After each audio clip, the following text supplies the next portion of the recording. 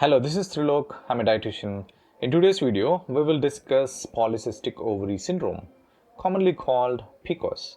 It is a whole body hormonal condition that affects fertility, but it can also lead to type 2 diabetes, hypertension, heart disease, sleep apnea, or even certain cancers, especially endometrial or uterine cancer. So in this video, we will break down what PCOS really is, the hormonal chaos behind it, the risks and symptoms, and the available treatments. But most importantly, I'll show you how nutrition and lifestyle changes can bring back the balance. But first, let's rewind and see how a normal reproductive cycle works. A typical reproductive cycle is about 28 days long. It can vary by 2 to 3 days, and that's still normal. But if cycles are much more irregular, it is considered abnormal.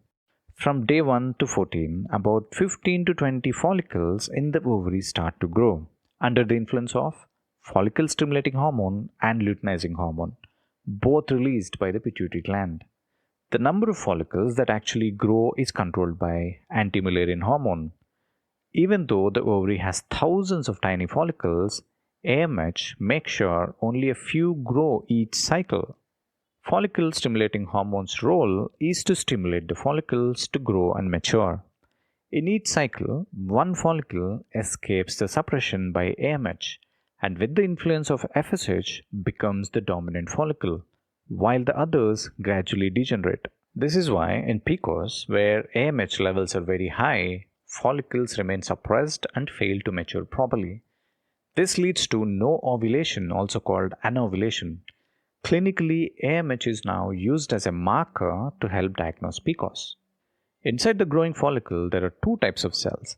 The theca cells on the outside, they take cholesterol from the blood, and with luteinizing hormone, they make androgens.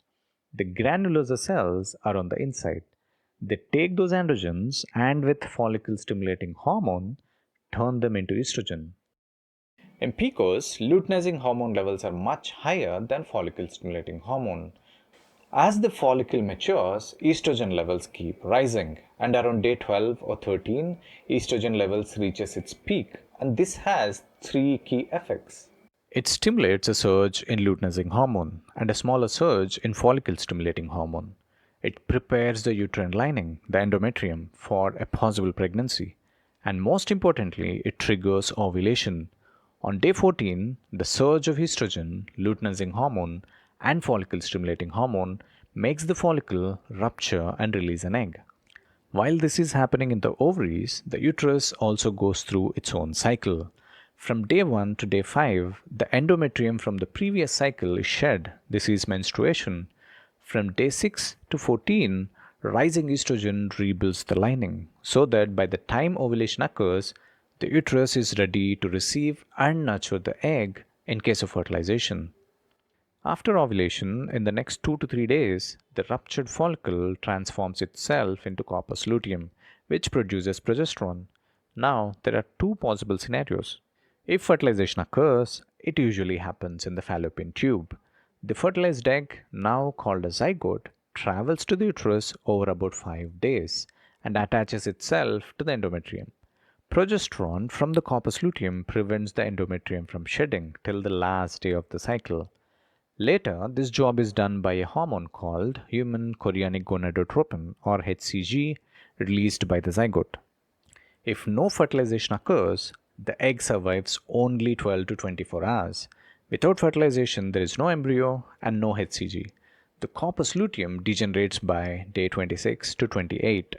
Falling levels of progesterone and estrogen cause the endometrial lining to break down, which brings us back to day 1 of the next cycle. Now, let's see what happens to this perfect cycle in polycystic ovary syndrome.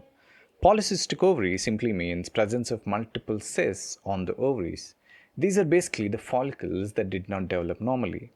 When only the cysts are present, it is often called polycystic ovary disease. But when we say syndrome, it goes beyond the ovary.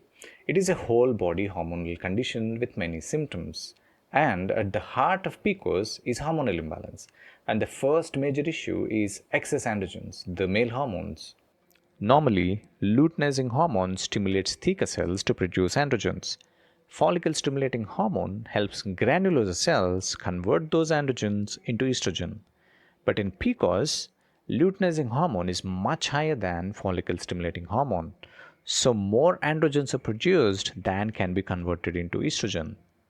Excess androgens lead to insulin resistance, and insulin resistance makes the ovaries produce even more androgens. It becomes a vicious cycle. Normally, the luteinizing hormone to follicle stimulating hormone ratio is about 1:1, but in PCOS, it can rise above 2:1 or even 3:1. The imbalance blocks follicle development, leaving multiple small immature follicles, no dominant follicle, and no ovulation. So, why does luteinizing hormone become abnormally high in PCOS? There are a few reasons. There is a genetic component which predisposes some women to abnormal signaling in the hypothalamus. Excess androgen production, mainly due to insulin resistance and sometimes from additional androgens produced by the adrenal glands. And importantly, low progesterone also leads to high luteinizing hormone. It is also important to note that not all women with PCOS show a high LH to FSH ratio. Some have normal levels but still suffer from insulin resistance and excess androgens. And when androgens are in excess, you see acne, excess facial and body hair called hirsutism, scalp hair thinning, and disrupted ovarian function. Women with PCOS also have very high anti-Mullerian hormone or AMH levels. It blocks follicle stimulating hormone from developing a dominant follicle. So follicles never mature and no ovulation occurs. That's why AMH is an important marker for PCOS. Let's talk about estrogen and progesterone. Estrogen supports the reproductive health by regulating the uterine lining, but beyond that, it protects bones, muscles, the heart, the brain, and even skin and hair. Estradiol is the strongest form of estrogen, made in the ovaries, which drives the cycle. Estrone is a weaker form of estrogen, which mostly comes from the fat tissue. Think of estrogen as the builder of the endometrium and progesterone as the stabilizer, which protects and prevents endometrium from growing abnormally. In PCOS, ovulation often fails and progesterone is missing. So estrogen acts alone, unopposed, continuously building endometrium. This leads to irregular bleeding, hypoplasia, and increases cancer risk, especially uterine cancer. In fact, 50 to 70% women with PCOS have abnormal bleeding. This imbalance is why doctors prescribe oral contraceptive pills, which supply both estrogen and progesterone, keeping hormones balanced and protecting the uterus. So to summarize, in PCOS, high levels of luteinizing hormone lead to too many androgens. Follicle stimulating hormone is low, so follicles don't mature. High androgens cause acne and hair issues. Unopposed estrogen lead to abnormal bleeding and increased cancer risk. Low progesterone causes infertility and irregular cycles. High insulin leads to more androgens and increased diabetes risk. Low levels of sex hormone binding globulin lead to more free androgens in the blood. High anti-Mullerian hormone keeps follicles from developing, so no ovulation occurs. PCOS treatment depends on the woman's main concern. Doctors may prescribe oral contraceptive pills, metformin, or ovulation drugs. But as a dietitian, I want to highlight the role of diet, weight management, stress control, and exercise, because these target the root causes of PCOS, not just the symptoms. The first and the strongest step is weight loss, because even 5 to 10% reduction in weight can lower insulin resistance. Hormones improve, cycles regulate, acne and body hair get better. The healthiest BMI target is 22 to 23. The optimum body fat percentage is also around 22 to 23%.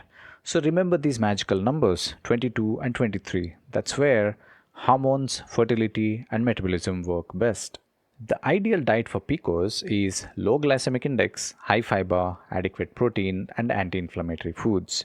You can check out my video on eating for diabetes, which will set you on the right track. One forgotten nutrient is fiber. Your liver removes excess hormones into the intestines via bile. Fiber binds to them and carries them out of the body. Without enough fiber, these hormones get reabsorbed. Other important nutrients are chromium, inositol, vitamin D, omega-3 fatty acids, magnesium, zinc, selenium, and probiotics. Together, they improve insulin sensitivity, reduce inflammation, restore ovulation, and protect long-term health. Exercise is just as important. Both cardio and strength training reduce insulin resistance, support weight loss, and balances hormones. And finally, good sleep and stress management help regulate cortisol and improve cycles. To make this practical, I am creating a separate video on PCOS diet, weight loss, stress control, and exercise. Make sure you check that video too. I hope this video helped you understand PCOS better. Please give it a like, share it with someone who is navigating PCOS symptoms, and subscribe for more science-packed nutritional videos.